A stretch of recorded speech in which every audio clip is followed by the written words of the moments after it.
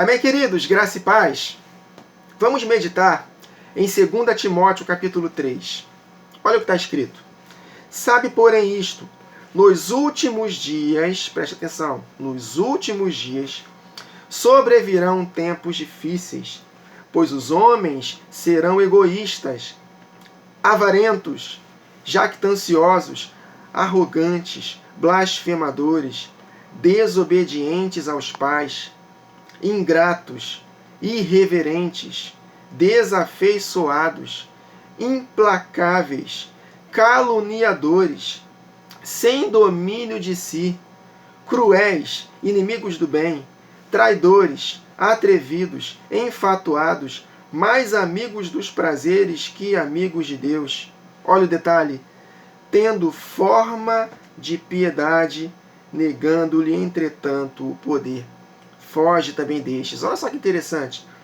Tendo forma de piedade. Então ele não está falando do mundo aqui. Nós sabemos que o mundo, realmente, os ímpios, estão, né, nessa todas as características. Mas não está falando dos ímpios aqui, não. Aqui, especificamente, ele está falando da igreja apóstata.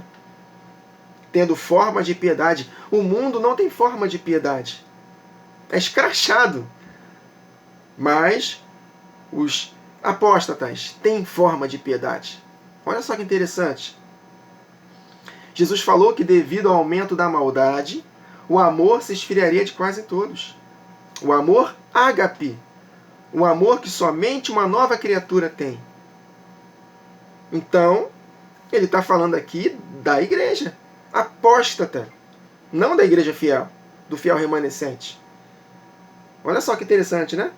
Aí ele continua, pois entre estes se encontram os que penetram sorrateiramente nas casas e conseguem cativar mulherinhas sobrecarregadas de pecados, conduzidas de várias paixões.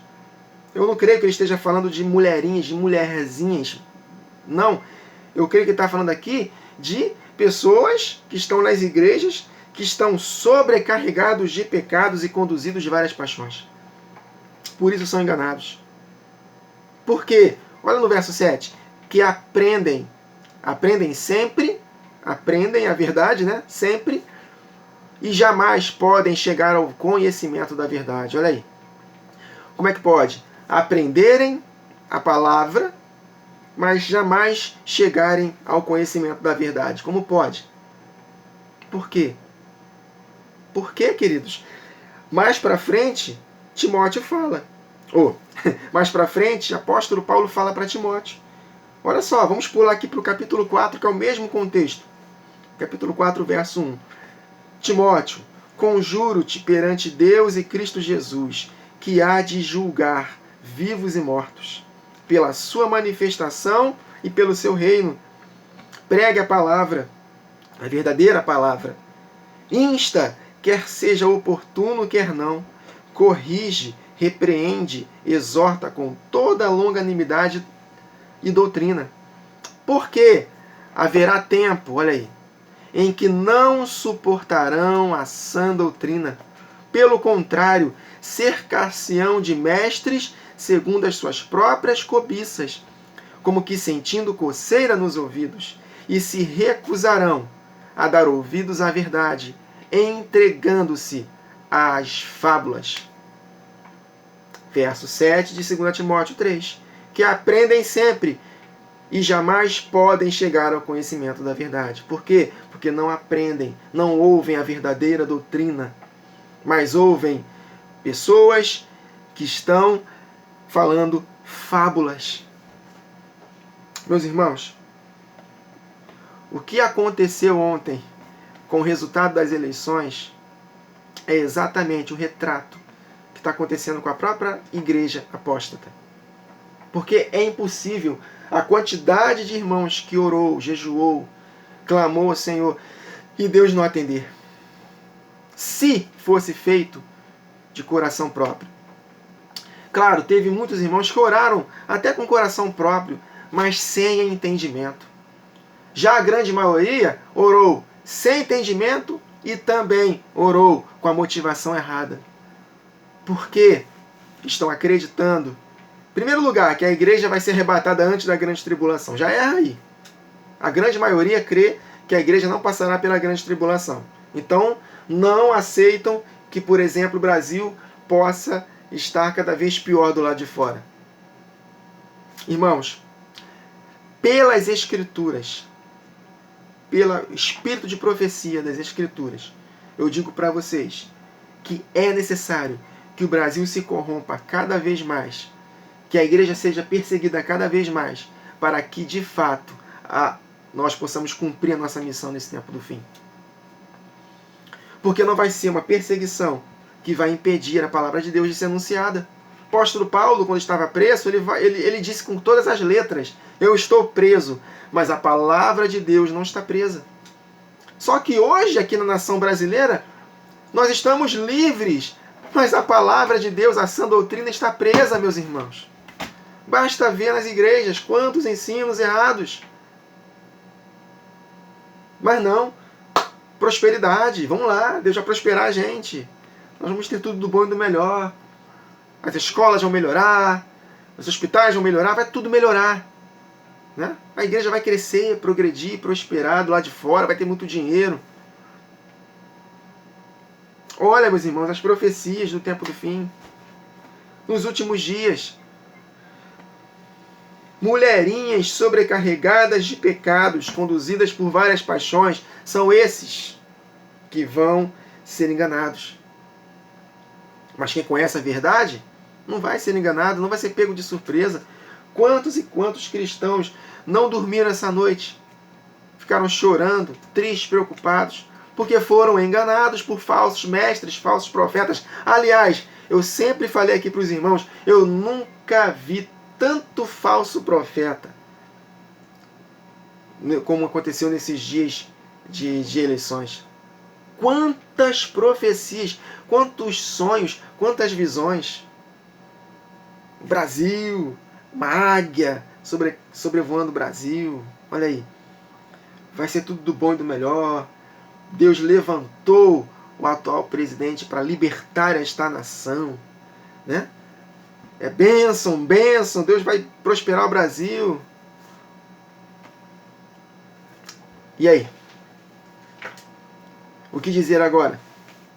Vai fazer igual esses profetas que falam sobre a volta de Jesus, que marcam data para a volta de Jesus? Ah, não foi bem assim. Calma aí. Vai acontecer isso, isso, aquilo. Por isso que nós erramos os cálculos. Aí marca outra data para a volta de Jesus. Não acontece.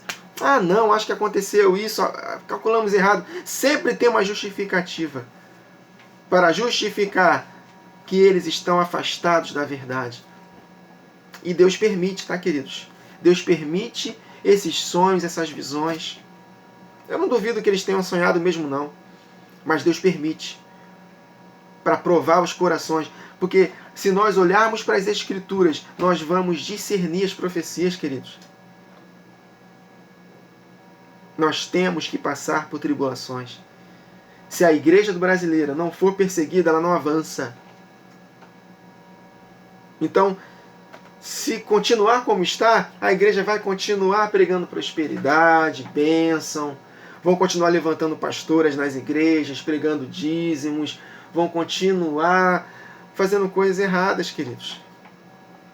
Planejando crescer, progredir e prosperar, como na verdade a condução da palavra é exatamente o inverso. Quanto mais se aproxima o tempo do fim, mais nós seremos apertados, perseguidos. Mais as coisas vão piorar. Olha a quantidade de adjetivos para a igreja apóstata. E Jesus falou, a porta é estreita, o caminho apertado, e são poucos que passam por eles. Mas a porta larga, o amplo caminho, e são muitos que passam por eles. E o amor da igreja se esfriará. De quase todos. Quase todos é muita gente. Então eu consigo ver, nesse tempo do fim, a igreja avançando, prosperando em meio a calamidades, perseguições, tribulações. O amor se esfriando cada vez mais da igreja apóstata. Os ímpios vão cada vez prevalecer mais, queridos. Esse mundo, principalmente, e aqui no Brasil também, queridos, não vai escapar. Prostituição vai aumentar, o homossexualismo vai aumentar. Vai aumentar, queridos. Está profetizado, ninguém pode ir contra as Escrituras. Jesus profetizou o aumento da maldade. Não vai melhorar, não adianta. A gente não precisa de ter um país livre para poder pregar essa palavra. Não precisamos. Pelo contrário, nós precisamos de perseguição para que essa palavra se espalhe para o mundo. Vamos lá. Vamos supor que nós somos a igreja de Atos em Jerusalém. Vamos supor que Jerusalém seja o Brasil. Todo mundo lá intocado no Brasil. Vamos lá, vamos fazer essa analogia. Aí foi necessário que Estevão fosse morto e desencadeasse uma intensa perseguição. E por causa dessa intensa perseguição que aconteceu, a igreja brasileira foi espalhada pelo mundo. Foi o que aconteceu em Jerusalém. Depois da perseguição, vamos ler aqui, Atos capítulo 8. Atos capítulo 8, depois que Estevão foi morto, olha o que aconteceu com a igreja que estava tudo lá dentro de Jerusalém e não foi para o mundo.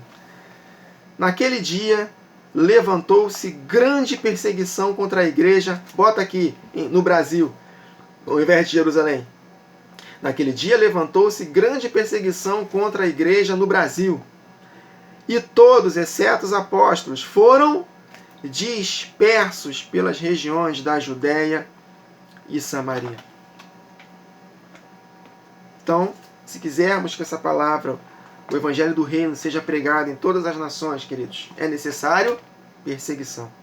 Eu sei, queridos, que vai haver a grande tribulação que vai afetar o mundo todo. Poderíamos não estar sendo perseguidos antecipadamente, mas é necessário. Porque através de perseguição é que nós vamos avançando. E se a internet for censurada para nós, vamos continuar ensinando a palavra, boca a boca, uns com os outros. Vamos embora, vamos avançando.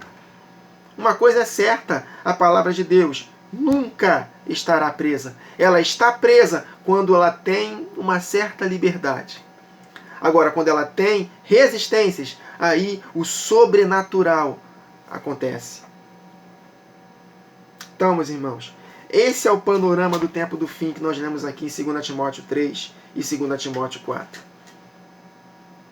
Pessoas que estão sobrecarregados de pecados, mas tendo aparência de piedade. Você olha para ele, homem de Deus, ora, até opera milagres. Né? Jesus não profetizou isso em Mateus 7, 22?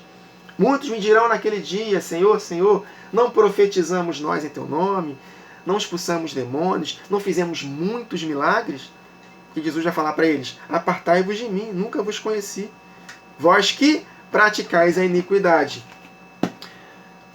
Homens egoístas, avarentos, jactanciosos, arrogantes, blasfemadores, desobedientes aos pais, ingratos, irreverentes, desafeiçoados, implacáveis, caluniadores, sem domínio de si, cruéis, inimigos do bem, traidores, atrevidos, enfatuados, mais amigos dos prazeres que amigos de Deus, tendo forma de piedade, negando-lhe, entretanto, o poder.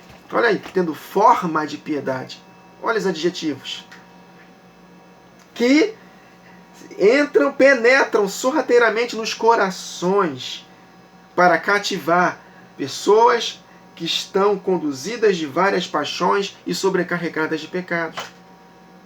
Que aprendem sempre a palavra, aprendem errado, né? Mas jamais chegam ao conhecimento da verdade. E no capítulo 4, dentro do mesmo contexto, haverá tempo em que não suportarão a verdadeira palavra, a sã doutrina. Pelo contrário, cercar-se-ão de mestres segundo as suas próprias cobiças, como que sentindo coceira nos ouvidos, e se recusarão a dar ouvidos à verdade, entregando-se a fábulas. Quantos profetas se levantaram nesse tempo aí, das eleições? Quantos, queridos, profetizaram em nome de Deus, passaram vergonha e vão ter que prestar contas diante de Deus, porque não se cumpriu, porque eram visões falsas dos seus corações. Olha o que está escrito em Jeremias 23, exatamente o retrato do que aconteceu com esses falsos profetas. Jeremias 23, verso 16. Assim diz o Senhor dos Exércitos, Não deis ouvidos às palavras dos profetas que entre vós profetizam e vos enchem de vãs esperanças. Olha aí. Exatamente, né, meus queridos? Que vos profetizam e vos enchem de vãs esperanças. Falam as visões do seu coração, não o que vem da boca do Senhor. Verso 17. Dizem continuamente aos que me desprezam. Olha aí. Os adjetivos que lemos aqui de 2 Timóteo 3, falando da igreja apóstata que tem aparência de piedade, mas estão pecando secretamente. Dizem continuamente aos que me desprezam. O Senhor disse, paz tereis, vocês serão prósperos, o Brasil será um país rico, maravilhoso, vai ser tudo do bom e do melhor, porque a igreja do Brasil vai ser uma bênção. Paz tereis. E a qualquer que anda segundo a dureza do coração, dizem, não virá mal sobre vós. É isso, queridos. Olha aí que vergonha que passamos por causa desses falsos profetas. E para esses youtubers que deram voz para esses profetas, já receberam as suas recompensas. Dinheiro do YouTube por causa das visualizações.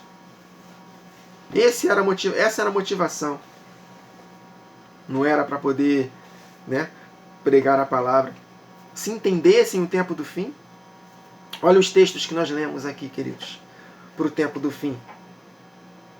Então você acha que o Brasil é um país diferente das demais nações? Feliz é a nação cujo Deus é o Senhor? Eu continuo crendo, queridos, que essa nação profetizada em Salmos, agora não lembro qual é o texto, está escrito feliz é a nação cujo Deus é o Senhor. Eu acho que é Salmos, né? Enfim, não sei de cabeça. Essa nação, queridos, é a igreja. 1 Pedro capítulo 2. Feliz é a nação cujo Deus é o Senhor. Essa nação não é um país específico, é a igreja. 1 Pedro 2 e 9. Vós, porém, sois raça eleita, sacerdócio real, nação santa, povo de propriedade exclusiva de Deus. Então o Brasil não é uma nação escolhida por Deus, queridos. Deus escolheu a sua igreja, a nação. Se é no Brasil ou fora do Brasil, não importa. O fato é, queridos, que com ou sem perseguição, com direita ou esquerda no poder, no caso, vai ser esquerda, não importa. A palavra de Deus, ela nunca estará presa. Ainda que nós, se precisarmos morrer por amor a Cristo, outros se levantarão. Vão morrer, podem morrer, outros se levantarão. Ainda que sejamos presos, outros se levantarão. O fato é, a palavra de Deus não deixará de ser ensinada como deve ser ensinada. Porque a palavra de Deus que está sendo ensinada nas igrejas, em mais de 90 e tantos % nas igrejas evangélicas no Brasil, é uma palavra errada. Aprendem, olha aí o texto que lemos aqui de 2 Timóteo 3 e 7. Aprendem, mas jamais chegam ao pleno conhecimento da verdade. Porque estão pregando a palavra de Deus errado. Estão focando demais nesta vida terrena passageira. Mas nós temos uma promessa, queridos, que em breve o Deus da paz esmagará Satanás debaixo dos nossos pés, na ocasião da sua volta. O reino que vai fazer a diferença neste mundo é o reino milenar, é o reino de Cristo. Esse é o reino que temos que aspirar. Daniel 7, 27. O reino e o domínio e a majestade dos reinos debaixo de todo o céu serão dados ao povo dos santos do Altíssimo. Aí sim nós possuiremos o reino. O seu reino será um reino eterno e todos os domínios o servirão e lhe obedecerão. Essa é a nossa bendita esperança. Portanto, meus irmãos, não percam noites de sono, não fiquem preocupados, ansiosos com as coisas que virão. Alegrai-vos, não que as coisas nesta vida melhorem antes da volta de Jesus. Não alegrai-vos nisso, não. Alegrai-vos na esperança. E qual é a nossa esperança? A esperança que se vê não é esperança, mas o que não vemos, aguardamos pacientemente. Em que contexto o apóstolo Paulo falou e escreveu isso em Romanos 8? Num contexto da volta de Jesus. Essa é a nossa única e bendita esperança, o reino que virá. É nesse reino que nós colocamos o nosso coração. E o apóstolo Paulo, nesse mesmo contexto da volta de Jesus, lê lá Romanos 8, um contexto da volta de Jesus, que a natureza aguarda com grande expectativa a manifestação dos filhos de Deus. Né? No mesmo contexto, se o Espírito que ressuscitou a Jesus dentre os mortos habita em nós, esse mesmo Espírito vivificará nosso corpo mortal, ou seja, vai glorificar o nosso corpo, vai torná-lo de mortal para imortal, de corruptível para incorruptível. A redenção do nosso corpo, esse é o contexto. E nesse mesmo contexto, que o apóstolo Paulo fala no final de Romanos 8, para alcançarmos essa glória eterna, para alcançarmos essa herança maravilhosa, sermos mais que vencedores, o que nós precisamos passar antes? Quem nos separará do amor de Cristo? Tribulação? Angústia, perseguição, fome, nudez, perigo, espada? Como está escrito, por amor de ti, somos entregues à morte o dia todo. Fomos considerados como ovelhas para o matadouro, mas em todas estas coisas somos mais que vencedores por meio daquele que nos amou. Esse é o contexto. Ser mais que vencedor é alcançar esta herança incorruptível, a glorificação do nosso corpo. Sermos transformados, se estivermos mortos, ressuscitarmos, vivos no final da grande tribulação, transformados para o encontro com o Senhor nos ares. Essa é a nossa herança, a glorificação do nosso corpo, o prêmio da soberana vocação de Deus em Cristo Jesus, nosso galardão para reinarmos com Cristo nesta terra por 1000 anos e depois para todo sempre, em novo céu e nova terra. Mas antes de alcançarmos essa herança, antes de sermos mais que vencedores, importa que passemos por muitas tribulações para herdarmos esse reino. Então, meus irmãos, que possamos nos alegrar na esperança e não num país melhor, num mundo melhor. Não. Antes da volta de Jesus, haverá trevas na terra, escuridão nos povos. Nós somos como Ló, o justo Ló, que se afligia seu coração por causa do procedimento libertino do povo de Sodoma. Então nós estaremos no meio de um povo libertino. O Brasil será um povo cada vez mais libertino. Mas nós seremos arrancados desse meio. Então que possamos estar afligidos, afligir nosso coração em meio a essa geração corrompida, em que o amor da igreja, de quase todos, se esfriará, mas que não esfrie do nosso coração. Então, queridos, não creem em falsas visões e profecias, visões falsas dos corações, de pessoas que estão pregando paz, quando na verdade não haverá paz. Então, no meio de uma geração corrompida que será o nosso Brasil daqui a alguns anos, que nós possamos ser como Ló. E se nós não permitirmos sermos contaminados com a iniquidade deste mundo, pregando a palavra com firmeza, instando a tempo e fora de tempo, quer ouçam, quer deixem de ouvir, cortou a internet, continuar ensinando, boca a boca, não importa. Aí sim, nós seremos como Ló, arrancados desse meio. Eles serão destruídos. E nós estaremos com Cristo para sempre, para reinarmos com Ele nesta terra por 1000 anos. Amém, queridos? Essa é a palavra que eu tenho que dar para os irmãos. Eu estou muito feliz. Não pelo que aconteceu do lado de fora, mas porque a volta de Jesus está cada vez mais próxima. E o reino de Deus é chegado. Portanto, que possamos nos arrepender dos nossos pecados. E não sermos incluídos nesses adjetivos aqui, de pessoas que têm aparência de piedade, mas estão cheios de pecados, com a motivação errada, focando demais nesta vida. Jesus falou que quem amar a sua vida nesta terra vai perder, mas quem aborrecer a sua vida nesta terra vai ganhá-la para a eternidade. Então que possamos jamais ter nossa vida como preciosa demais, Não, nossa vida não é preciosa demais, não, queridos. Nosso viver é Cristo. E o morrer, lucro. Se tivermos que morrer por pregar a palavra, que morramos. Se formos presos, que sejamos. Mas a palavra de Deus nunca estará presa. Através da perseguição que farão conosco, outros fiéis vão se animar e vão ser encorajados cada vez mais pelo Espírito e vão prosseguir ensinando essa verdade. Porque está profetizado. A igreja vence. A igreja vence. Então, que possamos nos alegrar no Senhor. Amém, queridos? Então é isso. Que a graça do Senhor Jesus, o amor de Deus nosso Pai e a comunhão do Espírito esteja conosco. Amém, queridos? Firmes e constantes na obra do Senhor.